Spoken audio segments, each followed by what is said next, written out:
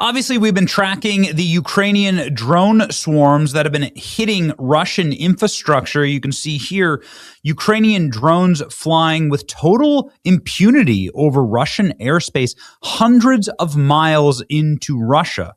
Ukrainian FP-1 drone seen flying through Russian city of Penza during a morning attack on a Wildberries logistics center. Wildberries is the Amazon of Russia. These massive drone strikes on these huge logistical hubs inside of Russia have had devastating effects on the Russian economies and obviously on just the greater scenery of the war, as you're looking at these hundreds of thousands of square meter storage facilities that the Ukrainians say are used for Russian military logistics. And, you just have to assume that that is true. It stands to reason, I suppose. But you watch them burn, and it is simply devastating. It's post-apocalyptic. And Russia obviously has to respond to this. This is a propaganda nightmare because you can see the drones are flying. They seem relatively slow moving, and Russia has no ability to shoot these out of the sky. And then everybody just has to sit and watch them burn. Look at these are the attacks that have happened. They've gotten half of them, and also I think this is critical. They're hitting the Wildberries logistics centers in places like St. Petersburg. Well, how far away is St. Petersburg from the nearest border of Ukraine? Well, it's 500 miles. So, you're talking huge stretches that these drones are flying over Russian territory and striking deep into the heart of some of the most ancient cities and important cities in Russia. And so Russia has to strike back, but they've struck back by hitting NATO countries. This is how this stuff spirals out of control. We've been covering the Middle East and how the Iran war is now spiraling out of control, how there are other nations that are being brought in. Egypt was hit yesterday. Saudi Arabia is hitting Iraq. The Houthis in Yemen are now at war with Saudi Arabia, and so on and so forth. And so all these things end up spiraling. Is China providing munitions? Is Russia providing targeting to the Iranians? These are all big questions that are being reported out. But this is just the fog of war, they call it. And there has now been a very severe missile strike inside of Poland, which is, of course, a NATO country under NATO Article 5 protections. NATO scrambled warplanes during a huge Russian attack on Ukraine. A missile landed in Poland, making a 33-foot crater, so massive blast. Police found the crater and scattered debris and appeared in a village near Tarwana in the Lubin province following reports of an explosion. The missile disappeared from Army radar tracking domestic airspace. It was supposed to hit Ukraine, allegedly. Poland scrambled fighter jets to secure the airspace after Russian airstrikes killed at least 13 in neighboring Ukraine, including one in Kyiv, the capital. The attacks spread deep into Ukraine. Obviously, you've been able to see images like this throughout Ukraine. This has been a full-scale war. But when you fire missiles into NATO territory, and Ukraine is not in NATO, when you fire your missiles into, see here, Poland. So Poland does border Ukraine, but on the far western side of Ukraine. So, the missiles that they're firing, not particularly accurate, and they're hitting here inside of Poland. We can show you actually exactly where it hit, right here.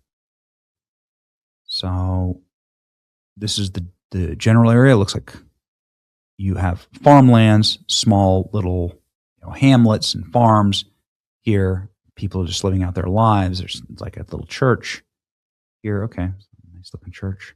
Look at that. It's beautiful. Okay. Well, anyway, it's now a crater. It's a massive crater. Let's zoom out a little bit. I'm not very familiar with Poland or the geography of Poland or its cities or regions. I like America, and we have a big enough country as it is, right? Still trying to figure out this country. So this is where the missile landed. What did they fire? A KH-101. This is what it looks like. KH-101 is a cruise missile. Kodiak. It's a Russian air-launched cruise missile which operates a maximum of Mach 0.08, designed in the 1990s, underwent testing in the 2000s, entered service in 2010s. Syrian civil war, the Russo-Ukraine war, a strategic version, could be armed with a nuclear warhead, but it has not been used. Well, okay, thanks for that. But here, it crashed into Poland. There, massive flash that actually flipped. Okay, actually flipped from infrared to full color for the security camera here.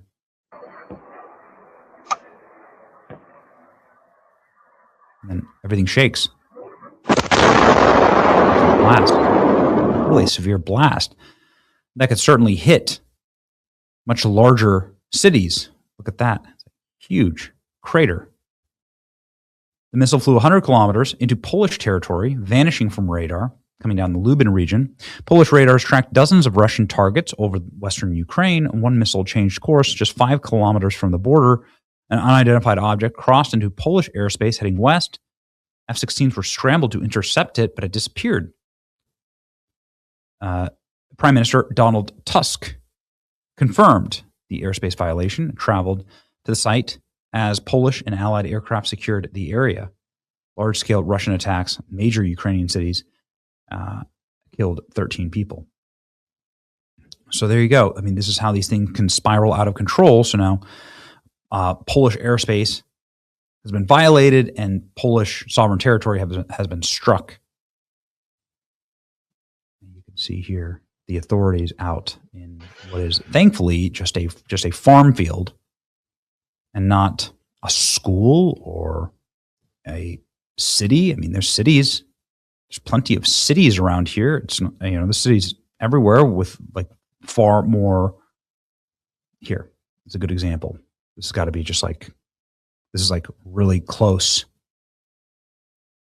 This is very, very close to where the missile struck. And you can see, there's got to be 100,000 people that live here. Major train, railway, big city. And if that lands here, you could kill hundreds of people.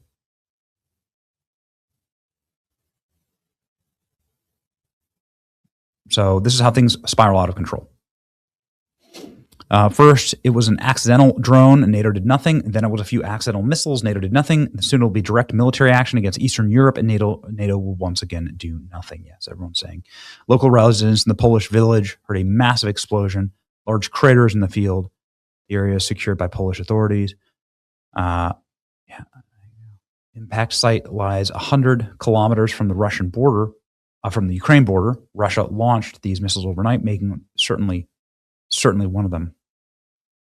Sirens you can hear in Lublin, Poland, due to Russian missile threat. Air raid sirens.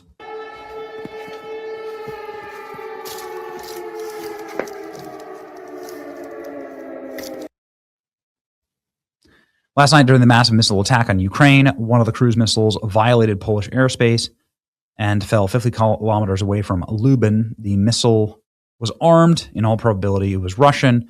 And I would like to thank EU leaders for their solidarity. And there are a bunch of leaders that are now out. If Russia attacks us, we must fight back. In Poland, we've been resisting Russia for 500 years. We're not about to stop. Okay. Again, this is how it always goes. Canada now condemns Russia's abhorrent strikes into Polish airspace. Ukraine's fight is our fight, so on and so forth. Ursula von der Leyen and all these other European leaders. I mean, this is what it looked like in Ukraine. Make peace, man. An ugly peace is better than an ugly and hot war. Make peace. No further words on escalation there, but that is why we're constantly praying for peace here on this program. It's your boy Benny. Like, share, and subscribe. Let me know what you think in the comment section. Are you from Poland watching this?